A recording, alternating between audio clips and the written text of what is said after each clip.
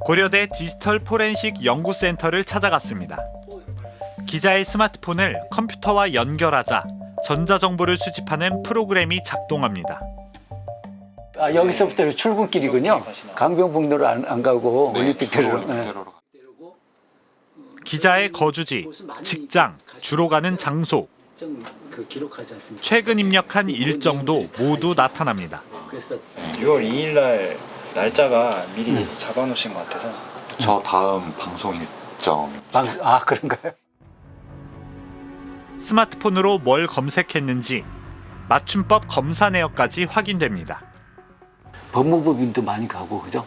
검찰 내교도 뭔가 이렇게 이 법률적인 취재를 좀 많이 하시는 것 같은 느낌 좀 드네요, 그죠? 저것도 사실 틈틈 희인지 틈틈인지 헷갈려서 검색했던 건데. 가계부 앱에 기록한 월급은 물론 하루 지출 내역도 알 수 있습니다. 아이디랑 가계부는 무슨 용도로 쓰세요? 제가 돈 관리를 합니다. 커피, 진료검사, 연금저축 쓰셨네요, 그죠? 번번이 입력하기 귀찮아 자동 로그인 기능을 사용했던 앱과 웹페이지에 아이디, 비밀번호가 그대로 떴고 기자의 위치 정보를 수집해온 구글에서는 한 달치 타임라인이 고스란히 보입니다. 아파트에서 예술의 전당으로 이동을 하셨고요. 차로 운전을 해서 신세계백화점 강남점으로 가셨고 3시 반까지 한 1시간 20분 정도 계셨네요. 아파트 도착하셨다가 바로 오남매 곱창으로 가셨네요. 문자로 온 카드 결제 내역을 결합하니 이날 뭘 먹고 얼마를 썼는지까지 나왔습니다. 예술의 전당에서 12,100원을 갖고 백화점에서 요 식당에 가갖고 드셨네요, 그죠? 39,700원이구나. 요즘 수사기관이 압수하는 전자장비의 대부분은 휴대폰입니다. 경찰 압수품의 80% 이상이 휴대폰입니다. 해마다 크게 늘어 지난 2020년부터 압수량이 5만 건을 넘어섰습니다. 나의 일상이 CCTV를 보듯이 이렇게 그 추적할 수가 있거든요. 그래서 내 기억보다 더 많은 정보를 나에 대해서 알 수 있게 됩니다. 검찰은 이런 휴대폰 정보들을 디넷에 얼마나 많이 올렸을까요? 의원실을 통해 자료를 확보했습니다. 2012년 4월 디넷 구축 이후 해마다 수천 건씩, 많게는 9천여 건의 휴대폰 정보를 통째로 올린 것으로 드러났습니다. 지금은 얼마나 보관 중일까요? 2012년 올린 정보 한 건이 아직도 디넷에 남아 있습니다. 12년 묵은 자료가 있는 겁니다. 2013년 7건, 2014년 112건, 2015년 자료 150건이 여전히 삭제되지 않고 남아 있습니다. 검찰 예규엔 형이 확정된 때로부터 10년간 자료를 디넷에 보존할 수 있다고 명시해 놨습니다. 내란이나 외환죄는 영구 또는 준영구로 보존합니다. 그럼 디넷에 저장한 정보는 제대로 관리되고 있을까요?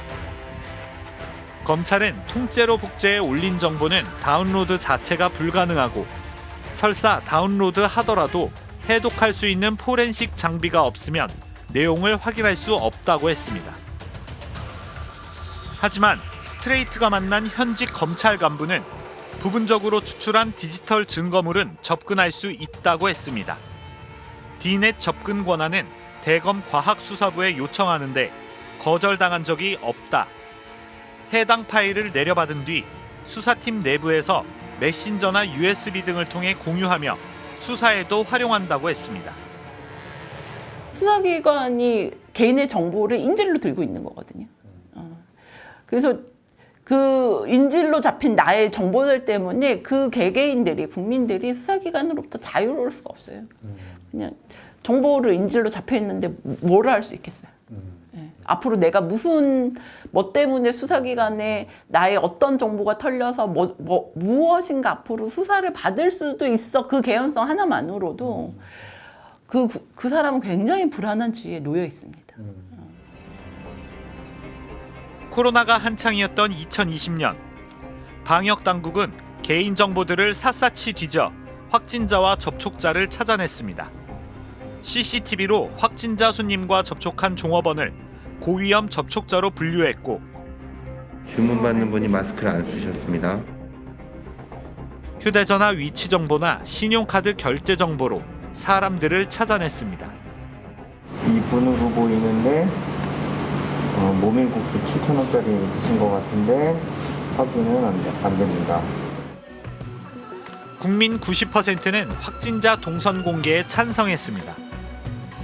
하지만 시간이 갈수록 공공의 안전과 개인의 기본권은 충돌했습니다. 국가의 개인정보 수집, 어디까지 가능한 걸까요? 방역 조치를 어긴 개인에 대한 무분별한 신상털이라든지 또 마녀 사냥이라든지 또 거기에 대한 정부의 여러 가지 개인 정보들을 통한 추적, 역학조사 이런 것들이 좀 과하지 않았나, 이런 좀 한번 돌아볼 수 있는 계기인 것 같고, 과연 공공이 그런 이제 개인 정보라든지 또는 여러 가지 신용카드 정보 이런 것들을 취합을 해서 과연 그거를 다른 목적에 또 쓰지 않는다라는 또 그런 뭐 확신 이런 것들도 사실 없고, 그런 우려들을 좀 불식시키기 위한 정부의 여러 가지 조치라든가 이후의 입법적인 조치들이 좀 뒤따라야 되는데, 그런 부분에 있어서는 이제 방역 조치만큼이나 큰 관심이나 이런 것들을 기울이지 못하진 않았나, 이렇게 한번 돌아볼 수 있을 것 같습니다.